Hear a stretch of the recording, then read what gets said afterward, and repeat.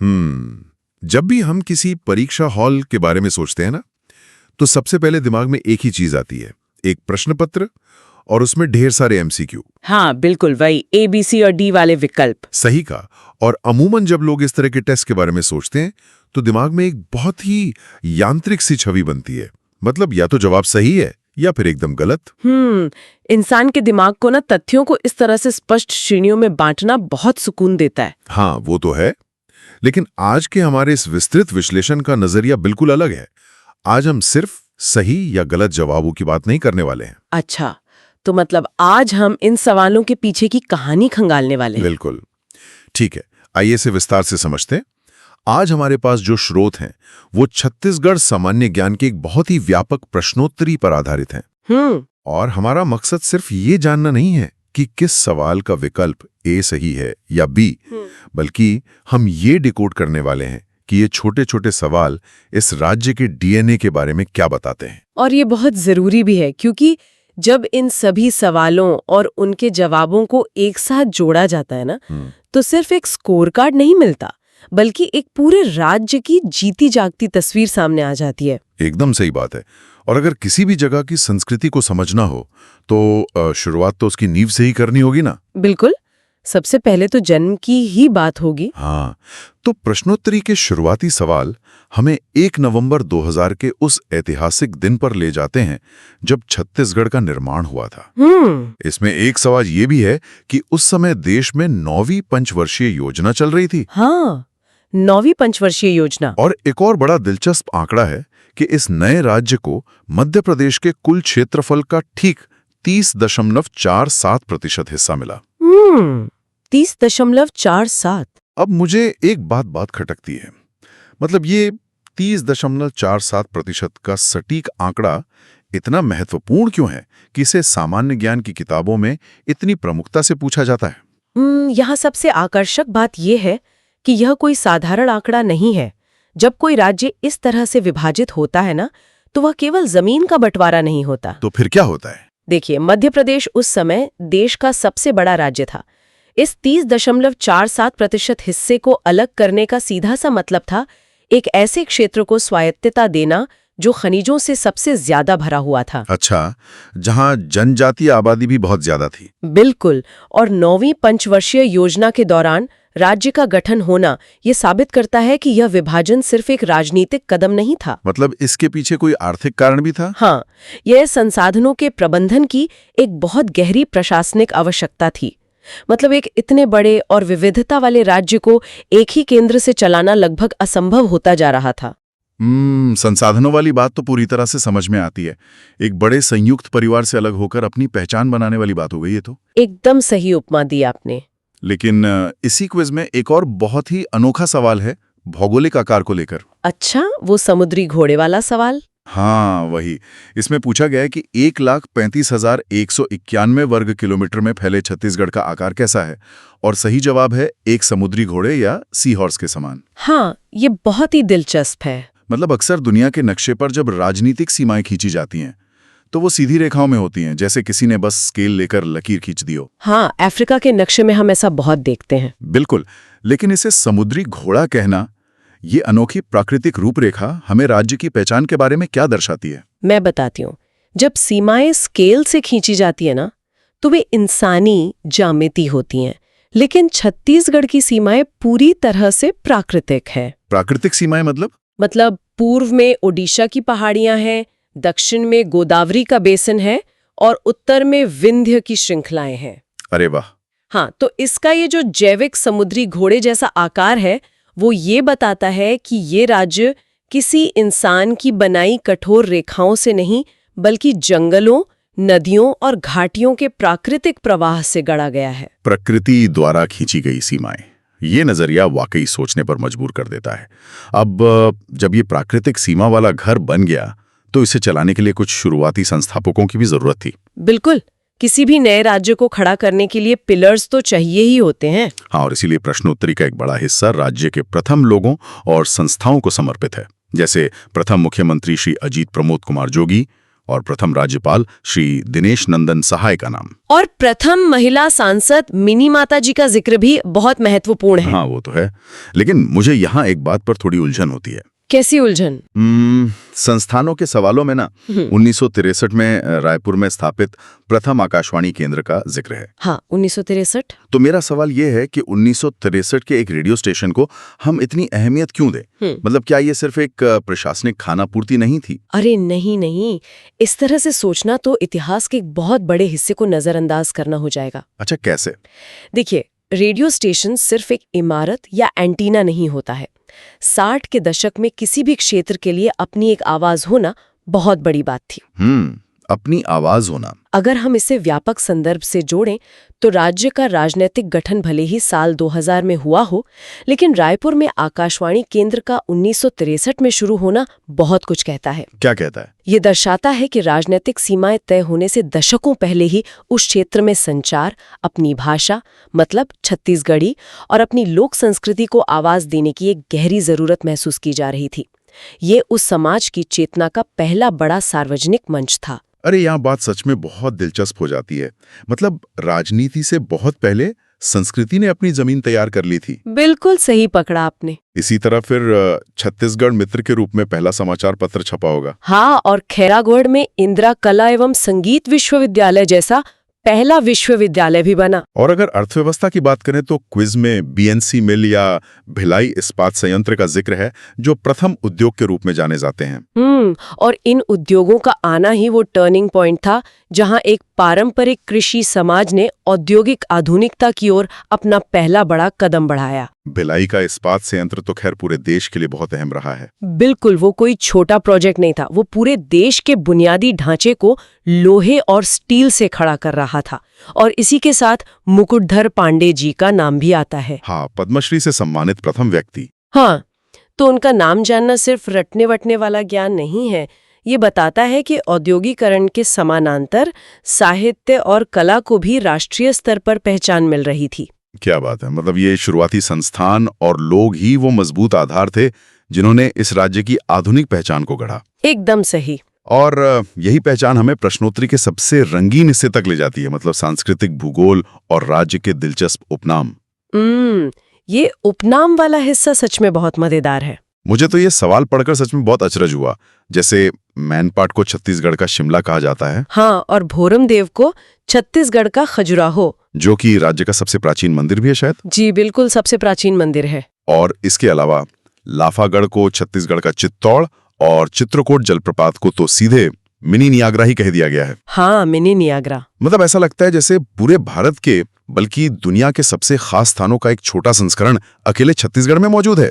बिल्कुल, एक miniature version की तरह। तो क्या इसके पीछे कोई खास मनोवैज्ञानिक कारण है? देखिए, पर्यटन विभाग तो इन नामों को बाद में अपने विज्ञापनों में इस्तेमाल करता है, लेकिन ये उपनाम दरअसल आम जनमानस और स्थानीय अभिमान से उपजते हैं। स्थानीय अभिमान से मतलब ये एक बहुत ही प्रभावी मनोवैज्ञानिक रणनीति है जिसे शॉर्ट हैंड कह सकते हैं। अच्छा, शॉर्ट हैंड। हाँ, सोचिए अगर सिर्फ ये कहा जाए कि चित्रकूट एक बहुत चौड़ा जलप्रपात है तो शायद बाहर के किसी इंसान के दिमाग में उसकी भव्यता का सही अंदाजा ना लगे। हाँ, ये तो है। चौड़ा मतलब कितना चौड़ा? बिल्कुल, लेकिन जैसे ही आप मिनी नियाग्रा कहते हैं, दुनिया भर के लोगों के दिमाग में एकदम से पानी के एक विशाल और शक्तिशाली प्रपात की छवि बन जाती है।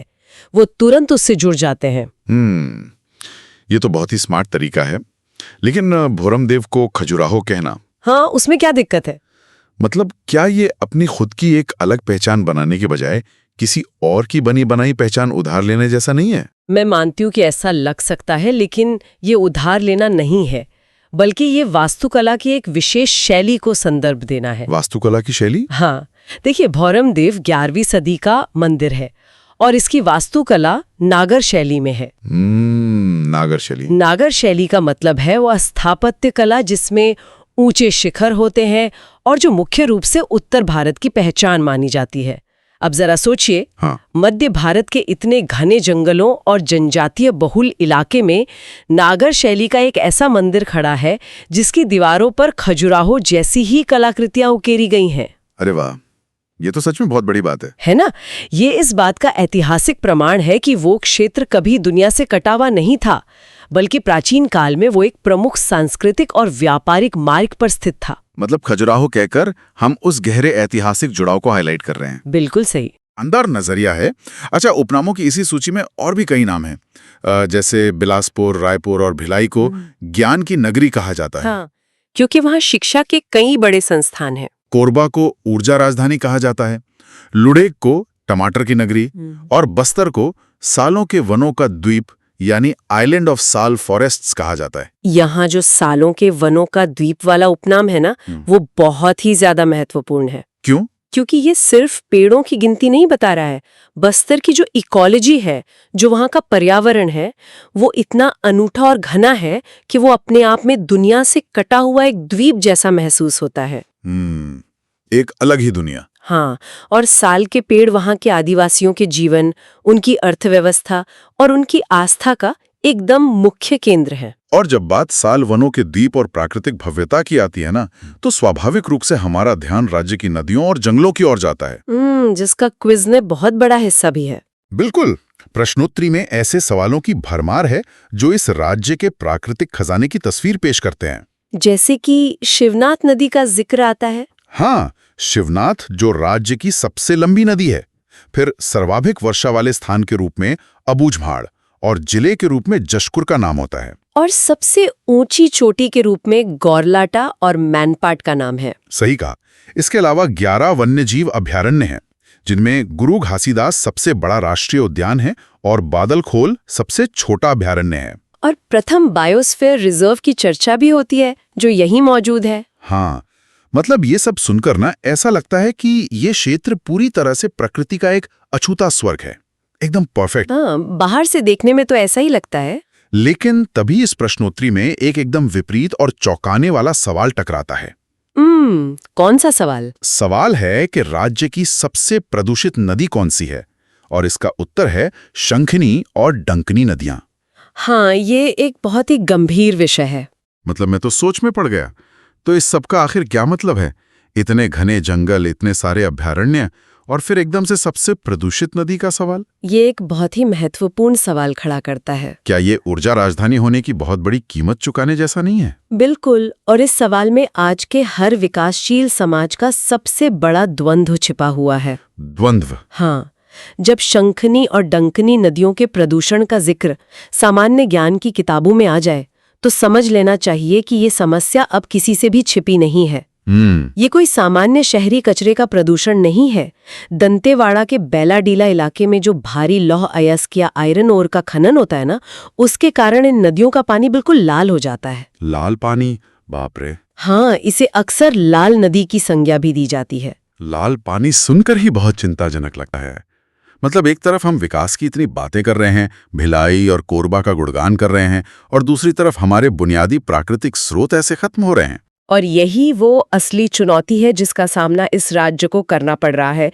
मतलब एक तरफ भिलाई के इस्पात संयंत्र और कोरबा के पावर प्लांट्स हैं, जो ना सिर्फ राज्य बल्कि पूरे देश की अर्थव्यवस्था को गति दे रहे हैं। हाँ, बिजली और स्टील तो चाहिए ही। बिल्कुल, लेकिन दूसरी तरफ उन 11 वन्यजीव अभयारण्यों और साल के घने जंगलों का संरक्षण करना भी उतना ही अनिवार्य है। विकास और प्रकृति के बीच ये संतुलन बनाना एक ऐसा संघर्ष है जो राज्य की हर नीति में दिखाई देता है। शायद इसी तरह के असंतुलन को रोकने और समाज को एक सही दिशा दिखाने के लिए ही किसी भी कालखंड में नायकों और सुधारकों की जरूरत पड़ती है। एकदम सही कहा आपने। बिना नायकों के कोई भी समाज आगे नहीं बढ़ सकता। और यही कारण है कि इस MCQ दस्तावेज का एक बहुत बड़ा हिस्सा राज्य के महापुरुषों और नायकों को समर्पित है। जब मैं इन सवालों को पढ़ रहा था तो इतिहास की एक पूरी नई परत खुल रही थी। इनमें किन-किन महापुरुषों का जिक्र है? जैसे पंडित सुंदरलाल शर्मा जी को छत्तीसगढ़ का गांधी कहा जाता है। अच्छा। गुंडाधूर को छत्तीसगढ़ के तात्या टोपे की उपाधि दी गई है। अच्छा। वीर नारायण सिंह जी राज्य के प्रथम शहीद माने जाते हैं, और सुरेंद्र साई जी 1857 की क्रांति के अंतिम शहीद। देखिए, इतिहास अक्सर ना उन लोगों की कहानियों को मुख्य धारा में शामिल करना भूल जाता है जो दिल्ली या सत्ता के मुख्य केंद्रों से दूर होते हैं। हाँ, ये बात तो है। स्थानीय नायकों को वो पहचान कम ही मिलती है। अब वीर नारायण सिंह जी का ही उदाहरण ले लीजिए। वे सिर्फ एक विद्रोही नहीं थे। तो और क्या थे? जब 1856 में वहां भयानक अकाल पड़ा था ना, तो उन्होंने जमाखोरों के गोदाम खोलकर सारा अनाज भूखे लोगों में बांट दिया था। अरे वाह, ये तो बहुत बड़ा कदम था। बिल्कुल। उनका संघर्ष भले ही भौगोलिक रूप से एक क्षेत्र तक सीमित रहा हो, लेकिन उनकी भावनाएं और सामाजिक न्याय की भूख राष्ट्रीय स्तर के किसी भी बड़े नेता से कम नहीं थी। तो क्या हम ये कह सकते हैं कि जब हम इन नायकों को छत्तीसगढ़ का गांधी या तात्या टोपे कहते हैं, तो क्या इसके पीछे इनके स्थानीय संघर्षों को एक राष्ट्रीय स्तर की पहचान से जोड़ने का प्रयास है? मैं तो पूरी तरह से यही मानती हूँ। जब हम सुंदरलाल शर्मा जी को गांधी कहते हैं, तो हम यह स्थापित कर रहे होते हैं कि गांधीवाद के जो मूल विचार थे, जैसे अहिंसा, अछूतोद्धार और सामाजिक समानता, वे विचार दिल्ली या पोरबंदर से मीलों दूर इस राज्य के सुदूर गांवों में भी उतनी ही गहराई से अपनाए जा रहे थे। ये बहुत ही खूबसूरत बात कही आपने। और जब सामाजिक समानता की बात आती है ना, तो इस प्रश्नोत्तरी में सतनाम पंथ के संस्थापक संत गुरु घासीदास जी और कबीर पंथ के संस्थापक चूड़ामणि साहब के नाम भी बहुत प्रमुखता से आते हैं। और आना भी चाहिए, क्योंकि उस समय के कठोर जातिवाद और सामाजिक असमानता के खिलाफ इनका जो आंदोलन था, वो कोई छोटा मोटा विद्रोह नहीं था। गुरु घासीदास जी का जो सतनाम का संदेश था कि सभी मनुष्य एक समान हैं, वो उस दौर के समाज के एक बहुत बड़ी वैचारिक क्रांति थी। उन्होंने लोगों को ये सिखाया कि सत्य ही ईश्वर है। सत्य ही ईश्वर है। लेकिन ये वैचारिक क्रांति सिर्फ धर्म या राजनीति तक ही सीमित नहीं थी। और किस क्षेत्र में थी? कला और समाज को गढ़ने में भी कई नाम हैं, जैसे नाचा के जनक दाऊ दुलार सिंह मंदराजी, पत्रकारिता के जनक माधवराव सप्रे और सहकारिता के जनक ठाकुर प्यारेलाल सिंह।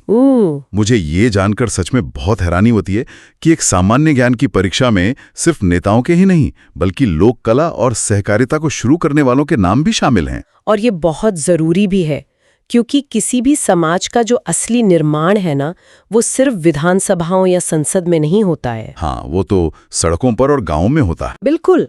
नाचा जैसी लोक नाट्य कला के माध्यम से मंदराजी ने जो सामाजिक चेतना जगाई, या ठाकुर प्यारेलाल सिंह ने किसानों को आर्थिक रूप से आत्मनिर्भर बनाने के लिए जिस सहकारिता आंदोलन की नींव रखी, उसी ने जमीनी स्तर पर लोगों को खड़ा किया था।